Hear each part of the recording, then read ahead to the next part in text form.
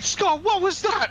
Zai breaks out with the Great Scott. What was that? Both Christoph, Sullivan, the doorman, and security rush in, and they all enter the lobby, look upstairs to see a shocked Private Eye standing above a broken vase. Guess what? You're both thrown out of the building. Yeah, that's reasonable. You can, like, cover for your girl or anything. Usually, this is the kind of thing where someone will go, oh, opposite. No, that was just the wind or a bird or some shit. No, you don't. Great Scott, what is that? Let me draw attention to it. Anyway, since both of you are being escorted from premises by security, we arrive at the Miskatonic University, the beautiful old building that towers on the hill above Arkham. It is currently covered in snow. Many students are going around wrapped up, half caffeinated, half on methamphetamine just to get through the winter break, because my god, they've still got work to do because they're university students.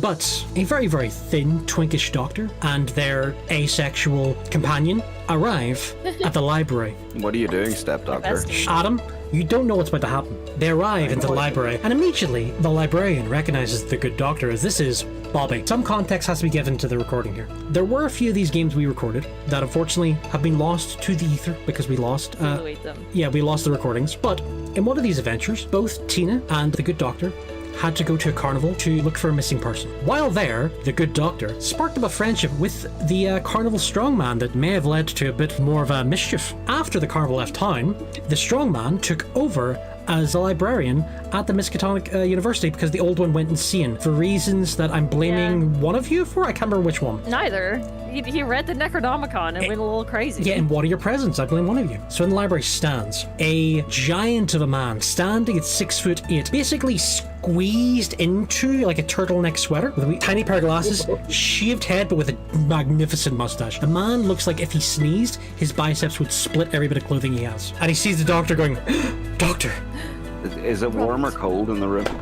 It's actually quite, well, it's getting hotter now. Okay, I just wanted to check the nipple situation. Quiet, you. So he sees the good doctor. I'm like, darling. My dear. Tina gets a bit awkward as they get a bit to a PDA in the middle of a university library. You two get a study room together. It's like, I would, but a lot of students are up there currently. How can I help? Hi, honey. Hello, Bobby, darling.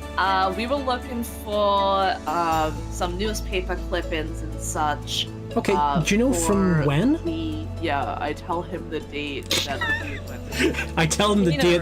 It's like, I tell him the date that I definitely remember.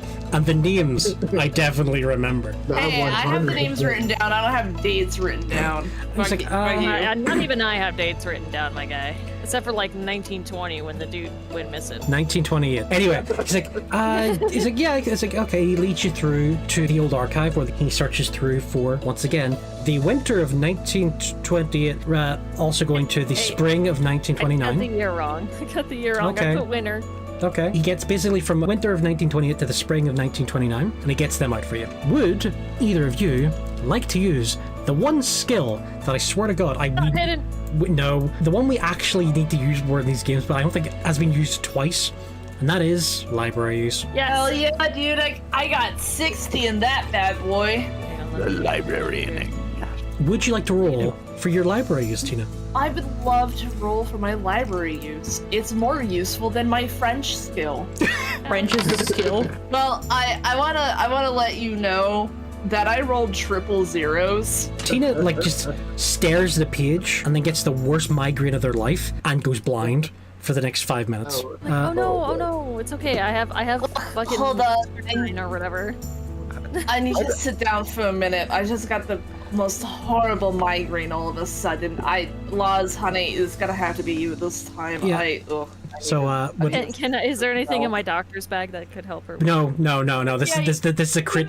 This is a crit feel. Not even God can help them. Yeah. So anyway, as you have not rolled yet, would you like to roll your library use? Yes.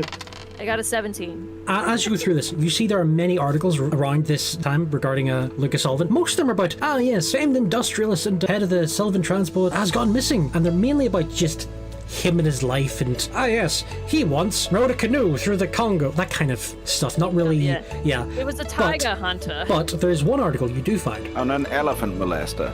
I would like to say that both Cactus and Cat were silent during everyone else's bits. Adam. This is funny. So anyway, but you do find an article that does link the disappearances of Lucas and Sydney, the bookkeeper, as they were declared missing only a few days apart. The article does go into that Sydney was in debt due to a business that he had prior to working for Lucas going bankrupt. Oh, Sydney was their. He was the No, bookkeeper. Sydney was. He was the bookkeeper who went missing at the same time as Lucas. Gotcha. I did write that down. Is there anything else you would like to look up in the library? Can we find anything about like their business or whatever? If there's anything like weird, shady. shit? Roll library use. If you're just being broad, library use with a -10, so you get under 30. I rolled a 36. I'll give you a degree of failure. You literally find nothing on the business though, which was the one thing you were looking for. But you do see contracts for the sales of property. There are some for all over the docks within Arkham. There are some over in Europe, London, Paris, Munich. There is a summer home in California, but there's also basically the buying of a town up north in Derleth County. It seems to have originally been a fur trading outpost that was originally owned by the Sullivan Trading Company, but that ownership lapsed. But it seems that Lucas did buy the area again 10 years prior to his disappearance. Well, I will take note of that, I guess. Meanwhile, Tina, can I see you again? Laws, honey, I took some Tylenol from your bag. I hope that's alright. I'll pay you later. No, don't One worry about second. David has to roll. No. While blind, Tina did not just ingest opium. We're okay. Oh, awesome. Thank Oh, you injected He has, strychnine. wait, he has opium in his bag. It's the 1920s. Yeah. Please. You can go get Coca-Cola, Yeah, but the original recipe Coca-Cola at this point. Yummy! Is there anything else you'd like to do while in the library? Yeah. Yeah, but I'm not gonna answer it for brevity's sake. Okay, while Tina is doing something, Lars goes up behind the shelf and blows Bobby. Tina, what would you like to do? Hell yeah.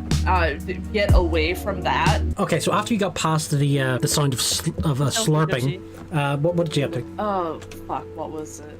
Shit, I forgot in real life. That's not helpful. I want to see... I guess I'm gonna be checking marriage records because the one dude was illegitimate and such. And I want So to you see... you want to see information on the mother? Yeah. Okay, you can give me some library use for that one. Your library use isn't going to be, you're not going to minus or anything because you are looking for something very specific. Okay, 41 out of 60. Okay, you do find marriage records. It was for a woman named Maria, original name, Maria Johnson, who was married to Lucas. There was a 4-year-old boy who apparently attended the wedding, named Graham. Maria unfortunately died 3 years after the marriage due to an ongoing illness. Oh. There are a few articles around whether or not Graham is a bastard or the son of Maria's first husband. But that's more of a gossipy kind of thing, and you wouldn't really put much merit into it. Okay, so Maria is the mother of Graham? Yes. And Lucas's second wife. Okay, second wife. You did find information. He divorced his first wife about 5 years prior to that. She is living in California. She got a hefty amount of money when they divorced. Other thing I want to check out, because I assume Lars relayed to me his findings. Oh yeah. I would have told you once you were done. He's not going to tell you now because his mic's full. It's such a mic. God. Awful! I hate you! Anyways. I'll write you a note and like throw it over as like a paper airplane. Thanks. Why is it sticky? Why is it sticky? One fucking brain cell. Don't mind that. Anyways, I was gonna make a really bad reference that I don't think anybody would get. Just sound offensive. Because there was something about buying a town up north. And I look into, let's say I'm looking at looking for maps kind of denoting where the area is and roughly. Okay. Yeah, the information you get is that you get an exact address for this town. It is up north in Derleth County. There is an address attached. So Tina finishes up, Lars finishes up, Bobby. So does Bobby. Bobby finishes up. You hear what sounds to be like a very stifled, hand-covered mouth groan, followed by those two walking around the corner. Bobby looks like he's just happy as hell, and Lars just seems to be their usual deviant self. Once again, referencing to episode 1, in which they had a cocaine-fueled threesome with a director and an actor. Yeah, that did happen. Anyway, it is now evening. You're now back in Society Office. Yay. Would you like to share your findings with everyone? Yay. I'm not gonna No, I'm gonna keep it to myself and prevent the story from progressing. brag about my husband's 8-inch girthy cock. No. As Laura starts bragging about their husband's 8-inch girthy cock, Graham walks in and just says, "Pardon?" Never mind. Have I interrupted something? Never mind him, honey. For this sake, let's say that our party's already back, and I'm having myself a drink, and I sit there, I just turn, and I'm just, excuse me, what is all this debauchery talk about the bulges and I can't even find the words to describe what y'all are saying. I must Lars say, just waves his hand and he's like, never mind, we have a case. I must say, yeah, the heat in this room Tina. will make me wilt like a flower if it keeps on. Both the Duke and the lawyer are currently drinking and smoking cigars, I assume. Tina and Lars have arrived at the same time as Graham. And coming in the rear, looking a bit roughed up, come the private investigator and the photographer. What Are the you two hell look happened to you? terrible? What happened? I don't want to talk about it. Hey, Swirl, what happened? It was your fault, I understand. No, it was not my fault. I was doing. It was in exceptionally fact Okay, both of you. Okay, both. somewhat his fault. Both of you, calm down. Obviously, he should probably find out what y'all been through first, because Yes. how the hell do you look worse than an uncut head chicken running around on Thanksgiving Day? well. Well, somebody got discovered by the Sullivan family, and they may know that we're looking into some stuff. With this information that you've just given, you see Graham's face go white. It's like, oh no, who knows what? What did you do? What was your uncle and cousin's name again? Oh no. You literally see him kind of like almost crumpling himself. Uncle Christoph and Cousin Randall. I think it was like a Ricky and like something like Connor. I'm pretty sure were the two names. Stares at the photographer like he's got two heads, then looks at the private investigator going, what did he do? So, Why do you assume it was me? so full disclosure, I knocked a vase over on accident. Oh no, not the... Was the vase on the landing? It might have been. That was my mother's. I'm sorry. Listen, there's this do- wonderful thing they do in Japan called kintsugi. You can fix it. Don't worry. Fucking No, weeb. no. Where people like to start sharing the information that they have gathered through their investigations Yes. through the day. Yeah. Yeah, of course. I'd bring up the address we found in like the plans. I would like to say, Cactus, it is the exact same address that you found. Yeah, I just thought, like, Oh, hey, how about that? Look, while we were investigating as well, we found that the Sullivan Company had purchased this town somewhere north of here, and hey, look at that, same address. Seems like a good lead. You know, perhaps. Now, apparently the dock company has in fact been investigated quite thoroughly by the authorities. Perhaps, given what we know about the unsavory nature of the brothers' relationship and our understanding we gained from the lawyer, it may be worth looking into this town, but perhaps the shipping company will bear fruit when it comes to looking into this town. Okay. You see him looking at the information. I remember there being a town up there. The much kind of stressed out lawyer finally arrive. He tips his hat to the other lawyer. but just like, oh, hello, because we haven't met him yet. Hello. He casually goes and pours himself a drink and joins both the two people in the room he knows. Lovely mustache. Well, thank you. What are we talking about? Well, we're just curious, as a group, what's the charge for trespassing in the sentence it usually carries? Well, yeah, you see the lawyer's lecture going, well, depends. Are you breaking into someone's house? Are you breaking into a warehouse? Are you breaking into private property? Are you breaking into a museum? I have not done that. He drinks quietly. I've not done that. Six of the above? Place can be described as a museum, but in this particular Huh? circumstance, I believe my colleagues are concerned about any repercussions What? from our investigations. Wait, what do you mean? And you see Graham just casually goes, oh, there's a property up north. And the lawyer looks at the... Oh, the old fur trap, a trading post. Yes. We used to be a part of the company years ago.